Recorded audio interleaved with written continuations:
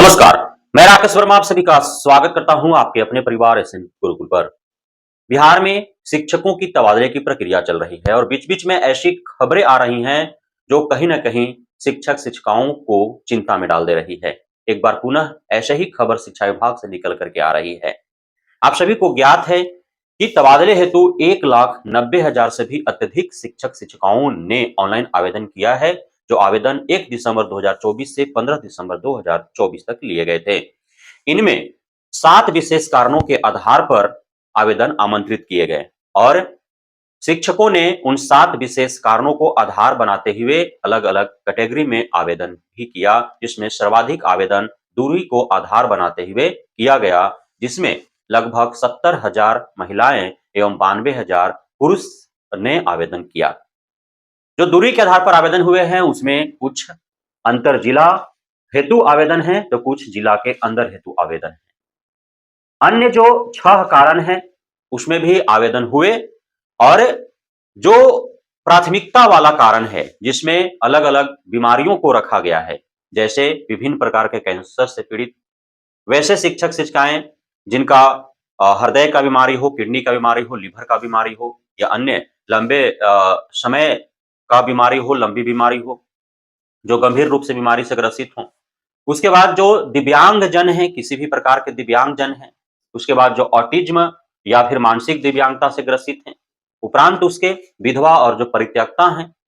तो इस प्रकार से जो है इन विशेष कारणों के आधार पर जिन्होंने आवेदन किया है उसको प्राथमिकता दी जा रही है और उन्हीं को सर्वप्रथम तबादला भी दी जा रही है।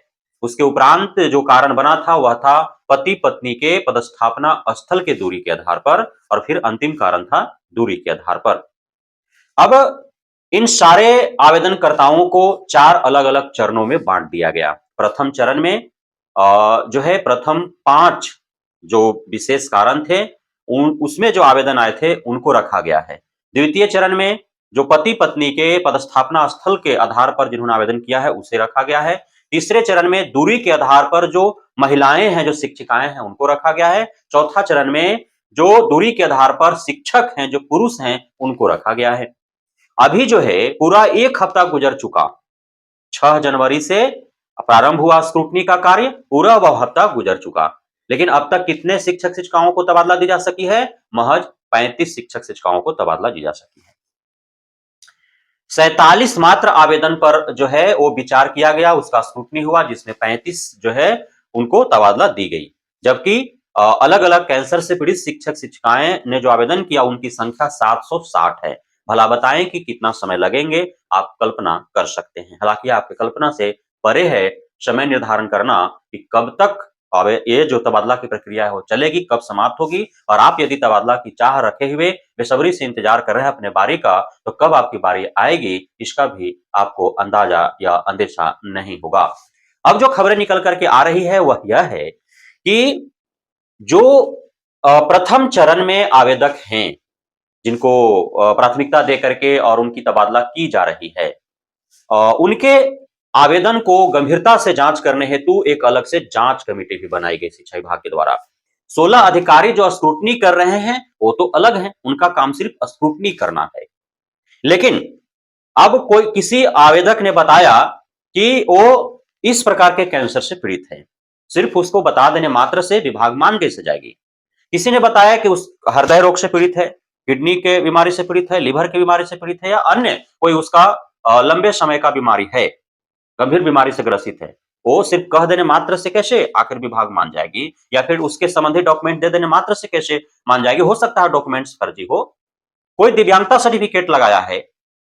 तो इस प्रकार के जो हैं, चाहे बीमारी से ग्रसित वाला डॉक्यूमेंट्स हो या फिर दिव्यांगता से ग्रसित वाला डॉक्यूमेंट्स हो, ऑटिज्म से ग्रसित वाला डॉक्यूमेंट्स हो या फिर मानसिक दिव्यांगता से ग्रसित वाला डॉक्यूमेंट्स हो, इन सारे डॉक्यूमेंट्स को जांच के लिए अलग-अलग जो बीमारी को आधार जिन्होंने बनाया है, उसके स्पेशलिस्ट जो डॉक्टर्स हैं, तो उन डॉक्टरों का एक टीम बनाया गया है और उनके द्वारा जांच की जा रही है। अब दिव्यांगता के संदर्भ में यह कहा जा रहा है कि यदि जो एक मानक तय किया गया है कि इतना परसेंट जो है दिव्यांगता होना चाहिए, तभी जो है आप दिव्यांगता के कैटेगरी में आ सकते हैं। यदि उससे कम होगा तो फिर आपका उस कैटेगरी में जो है तबादला नहीं हो पाएगा। जैसे कैंसर पीड़ित वाला में जो 47 का स्क्रूटनी हुआ, उसमें 9 को हटा दिया गया, दूसरे श्रेणी में डाल दिया गया, क्योंकि वो उस विशेष कारण के अंतर्गत नहीं आ पा रहे थे। साथ ही यदि जिन्होंने जानबूझ करके और फर्जी डॉक्यूमेंट्स लगाया होगा, इसलिए कि उनका जो है तबादला हो जाए जल्दी, शीघ्रता से उनको प्राथमिकता मिल जाए, तो वैसे शिक्षक शिक्षिकाओं पर कानूनी कार्रवाई की जाएगी, विभागीय कार्रवाई की जाएगी और उनका तबादला तो होने से रहा। तो अब ये स्टैंड लेने जा रही है शिक्षा विभाग, तो और अब पचीदा और होते जा रहा है, क्योंकि प्राथमिकता किसको दी गई? प्रथम चरण वाले जो 5 विशेष कारणों को जिन्होंने आधार बनाया है और उनके डॉक्यूमेंट्स को जांच करना है।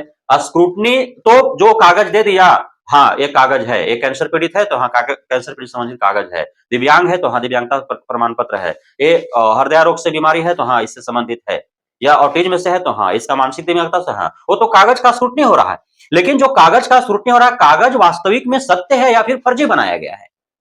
क्योंकि फर्जीवाड़ा तो हो ही रहा है ना हर जगह।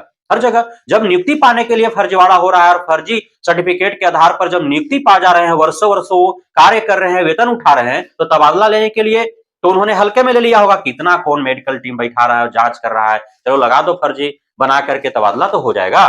तो इस प्रकार से किए होंगे लोग इसको हल्के में लेकर के, लेकिन विभाग तो इसको हल्के में नहीं ले रहा है। विभाग तो इसको गंभीरता से ले रही है और वह जांच कमेटी बैठा रही है, डॉक्टरों का टीम बैठा रही है और बड़े-बड़े पदाधिकारियों को इसमें लगा रही है कि जांच कीजिए आप और जो सही होगा उसी का तबादला होगा। इन्होंने गलत डॉक्यूमेंट दिया होगा, फर्जीवाड़ा करने का प्रयास किया होगा, उन पर विभागीय कार्रवाई, कानूनी कार्रवाई और उसके बाद उनका तबादला भी रोक दिया जाएगा और अन्य कार्रवाइयां भी की जाएगी। तो आपने यदि ऐसा किया है तो सतर्कता बरतनी होगी आपको। बहुत बहुत धन्यवाद आप सभी साथियों का हमारे साथ जुड़े रहने के लिए, बने रहने के लिए, इतना प्यार देने के लिए, हम भरोसा बनाए रखने के लिए।